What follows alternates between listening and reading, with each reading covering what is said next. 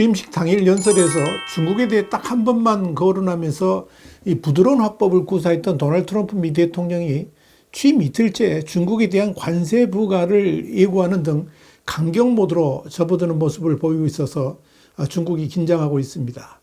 이런 상황에서 대중국 강경론자라기보다는 초강경론자인데요. 마르코 루비오 국무장관의 첫 공식 일정으로 쿼드 외교장관 회담을 열었다는 것은 매우 중요한 의미가 있습니다. 와이타임스가 이 문제를 짚어봤습니다. 지금 시작합니다. 로이터 통신은 현 시간으로 22일 트럼프 대통령이 백악관 기자회견에서 우리는 중국이 펜타닐을 멕시코와 캐나다에 보낸다는 사실에 근거해서 10%의 관세를 부과하는 것에 대해 논의하고 있다면서 시점은 아마도 2월 1일이 될 것이다. 이렇게 말했다고 보도를 했습니다. 트럼프 대통령은 이 시진핑 중국 국가주석과 최근 통화할 때 관세하고 관련해 가지고 무슨 대화를 나눴느냐 이런 질문에는 관세에 대해서는 별로 이야기하지 않았다라고 답했습니다. 이 트럼프 대통령과 시진핑 주석 간의 정상통화는 취임 전인 지난 17일 전격적으로 성사됐는데 중국 매체들은 이런 전화 회담에 대해서 미중 간의 긍정적 흐름의 시작이라고 보도한 바 있습니다. 당시 전화통화 관련해서 중국 정부 발표문은 당시 통화가 트럼프 대통령 측의 요청으로 이루어졌다는 것을 의미하는 잉외, 약속이 응하다 이런 거죠. 잉외라는 표현을 썼고 트럼프 대통령이 시 주석과의 유대한 관계를 매우 소중히 생각한다. 계속 대화와 소통을 유지하기를 희망하고 되도록 빨리 시 주석과 만나기를 기대한다. 미중은 현재 세계에서 가장 중요한 국가로 항구적 우호를 유지하면서 함께 세계 평화를 수호해야 된다. 이렇게 언급했다라고 소개를 했습니다. 그런데요, 이 중국 측 이런 발표는 트럼프 대통령이 통화 후에 자신의 소셜미디어에 올린 글하고는 상당히 상반됩니다. 트럼프 대통령은 트루스 소셜에 무역 균형과 전비 마약으로 알려진 펜타닐, 틱톡 등 미중 갈등 현안을 논의했다. 이렇게 설명했을 뿐입니다. 그러나 중국 측 발표문에는 이런 사실은 전혀 언급되지 않고 있습니다. 중국 측은 대신 중미 관계가 새로운 출발점에서 더 큰 진전을 얻도록 추동할 용의가 있다.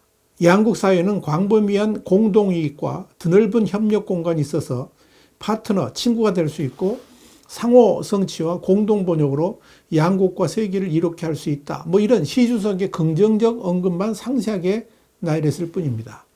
중국 중앙TV CCTV도 20일 논평 중미 관계의 좋은 출발을 기대한다 해서 중국과 미국이 라이벌인가 파트너인가 이것은 중미 관계의 방향에 관계된 근본적인 문제라면서 미국 새 정부가 올바른 대중국 인식을 세우고 중미 관계의 첫 단추를 잘 끼우기를 희망한다라고 했습니다. 이런 흐름만 본다면 중국 당국은 대중국 강경 모드를 보였던 트럼프 대통령이 의외로 미중 관계를 부드럽게 끌어갈 수도 있다라고 기대했던 것으로 보입니다. 그러나 중국 당국의 이런 기대는 대통령 취임 하루 만에 완전히 허물어졌습니다. 펜타닐과 관련해서 10% 관세 부과를 원래 예고한 대로 그대로 하겠다라고 나섰기 때문입니다. 그동안에 중국은 미국으로의 펜타닐 유입에 관해서 사실 무근이다 하고 강력하게 주장을 해왔었습니다. 그런데 여기서 의문이 드는 것은 트럼프 대통령이 선거운동 기간 동안에 모든 중국산 제품에 대해서 60%의 관세를 매기겠다 이런 공약을 했었는데 이런 관세 부과 방침은 그러면 하지 않는 것이냐, 현실화되지 않는 것이냐 하는 점입니다. 트럼프 대통령은 이 60% 관세와 함께 미국 내 펜타닐이 유입되는 것에 대한 책임을 물어서 취임 첫날 10%의 추가 관세를 물리겠다라고 공언을 한 바 있습니다. 그런데 펜타닐과 관련해서는 10% 관세 부과를 2월 1일부터 시행한다고 발표를 한 겁니다. 그러나 60% 관세 부과에 대해서는 너무 조급하게 판단할 필요는 없는 것으로 보입니다. 이와 관련해서 파이낸셜 타임스는 현지 시간으로 21일 트럼프 대통령이 미국 기업에 차별적 세금을 매기는 국가의 기업이나 시민에 대해서 미국 내 세율을 2배로 높이겠다고 위협하고 나섰다. 이렇게 보도를 했습니다. 백악관이 트럼프 대통령 취임 첫날인 20일 밤에 공개한 미국 우선주의 통상정책 각서에는 재무장관은 상무장관, 미국 무역대표 USTR과 협의해서 미국 법전 USC 제26권 제891조에 따라서 외국이 미국 시민이나 기업에 차별적 또는 역외적 세금을 부과하는지 여부를 조사해야 한다는 내용이 포함되었습니다. 파이낸셜 타임스는 법전 891조에 대해서 90년대 모호한 조항으로 대통령에게 미국 내 외국인이나 기업의 징벌적 세금 부과로 보복할 권한을 부여한다라고 설명하면서 이 조항은 대통령이 자국민이나 기업에 대한 외국의 차별이 있다고 공식적으로 선언하면 그 국가의 기업이나 시민에 대해서는 의회 승인 없이 세율을 2배로 높이도록 규정하고 있다라고 풀이했습니다. 여기에 대해서 앨리스 파커 에이드 베일리 세법국장은 891조 발동은 가장 극단적 선택지로 처음부터 이를 쓰겠다고 위협하는 것은 흥미로운 일이다. 이렇게 지적했습니다. 파이낸셜 타임스는 이어서 트럼프 대통령은 별도의 각서에서도 다국적 기업의 세금 회피 방지를 위한 경제협력개발기구, 그러니까 OECD의 글로벌 최저한세의 합의에서 빠지겠다라고 선언하고 미국 기업에 불균형하게 과세하는 국가에 대한 보복 조치 검토를 지시했다라고 밝혔습니다. 여기서 이 OECD 글로벌 조세 합의 각서에는 OECD 글로벌 조세 합의가 미국에서 강제력이나 효력이 없음을 명확히 함으로써 미국의 주권과 경제적 경쟁력을 되찾는다는 선언이 담겼습니다. 트럼프 대통령 그러면서 재무장관에게 무역대표부와 협의해서 미국과 조약을 준수하지 않는 외국 국가 또는 역외적이거나 미국 기업에 불균형하게 영향을 미치는 세금 조약을 시행하거나 그럴 가능성이 있는 외국 국가가 있는지 조사하라 지시했습니다. 자, 트럼프 대통령에 이어서 60일 이내로 미국이 이에 대해서 대응해가지고 채택할 만한 보호조치 및 기타 조치 권고안을 작성해서 경제정책 보좌관을 통해 대통령에게 제출하라고 지시했습니다. 물론 트럼프 대통령이 이번 지시가 관세 전쟁을 넘어서 세금 전쟁으로 확대할 가능성을 보여주었지만 미국에 대한 차별적 관행을 사실상 도외시해왔던 그동안의 통상 방식을 완전히 뜯어 고칠 수도 있다는 점에서 이를 과연 어떻게 시행해 나갈지가 주목됩니다. 트럼프 대통령이 각서가 가리키는 방향이 단지 OECD 국가들만 향한 것이 아니라 특히 그 중에서도 중국 같은 글로벌 무역 관행을 무시하는 국가들에게 우선적으로 적용될 수도 있기 때문입니다. 이는 미국 기업에 대해서 가장 차별적 대우를 하는 나라 어디입니까? 중국이죠. 중국이라는 나라를 표적 삼아서 이 법을 적용할 수가 있다. 그런 겁니다. 그렇다면 트럼프 행정부는 빠르면 4월, 늦어도 6월경이면 선거운동 기간 동안에 예고했던 60% 관세를 현실화할 수도 있다. 그렇게 저는 판단합니다. 아무렇게나 그런 관세를 매기는 것이 아니라 행정적 절차가 뒷받침된 과세 외교를 할 수도 있다 하는 의미입니다. 그런데 이 시점에서 미국과 중국 외교의 방향이 어떻게 흐를 것인지 암시해주는 인물이 바로 마르코 루비오 국무장관입니다.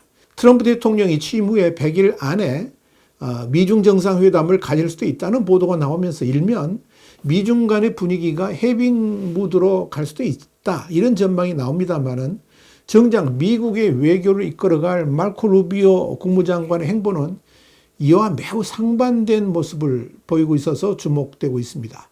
루비오 장관은 취임하자마자 첫 공식 행사 일정으로 미국, 호주, 인도, 일본 등 4개 나라 안보협의체인 쿼드의 외교장관 회의를 미국에서 열었습니다. 루비오 신임 미 국무장관의 외교 무대 데뷔전인데 이렇게 4개 나라 안보협의체 쿼드의 외교장관 회담을 잡았다. 이거 굉장히 중요한 의미가 있는 거죠. 그리고 이 루비오 장관의 앞으로 외교 방향을 말해주는 겁니다. 여기에 대해서 미 국무부는 22일 전날 워싱턴 DC 국무부에서 열린 쿼드 외교장관 회의에 루비오 국무장관과 페니 왕 호주 외교장관, 자이 샹카르 인도 외무장관, 이아와 다케시 일본 외무상이 참석했다면서 이들은 법치주의, 민주주의 가치, 주권, 영토 보존이 유지되고 수호되는 자유롭고 열린 인도 태평양을 강화하겠다는 공동 약속을 재확인했다라고 밝혔습니다. 루비오 장관은 쿼드 외교장관 회의에 앞선 MBC와의 인터뷰에서 회의 의의에 대해서 이런 말을 했습니다. 미국에 있어서 중요한 문제에 대해 전 세계 동맹국과 협력할 중요성을 확인하겠다. 이렇게 강조했습니다. 루비오 장관은 상원의원 시절 중국 문제에 대해서 초강경 입장을 보여온 대중매파입니다. 그는 지난 15일 인사청문회에서도 중국은 미국이 지금까지 직면했던 가장 위험하고 강력한 거의 완전한 적대국이다. 그러면서 나를 세웠습니다.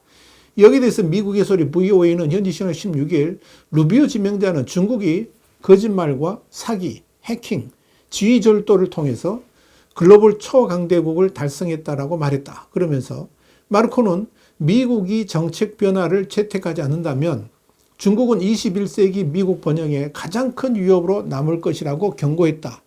이렇게 보도를 했습니다. 이 루비오 국무장관은 미국과 중국의 이 불균형 관계를 거듭 강조하면서 수년 동안 우리는 중국이 개발도상국인 척 하도록 허용을 했고 그들이 무역과 상업에서 계속 부정 행위를 하도록 방치했으며 지속적으로 확장하도록 허용했다라고 강조했습니다. 중국을 개발도상국 대우를 함으로써 중국이 그렇게 좋지 못한 행동을 하도록 미국이 방조했다라고 공격을 한 겁니다. 루비오 장관은 그러면서 미국은 이제 신속하고 실질적인 정책 변화를 추구해야 될 때라고 직격탄을 날렸습니다. 이런 점에서 볼 때 트럼프 대통령이 취임사에서 중국 문제를 거론하지 않았다고 해서 해빙 모드로 진입할 것으로 보지는 않습니다. 오히려 중국에 관한 최강경론자인 루비오 국무장관이 미국 외교의 조타수라는 점에서 미중 관계는 바이든 정부와는 또 다른 초강경 모드가 될 것임을 암시해 줍니다. 와이타임스 국제정세 분석의 추국이었습니다. 감사합니다.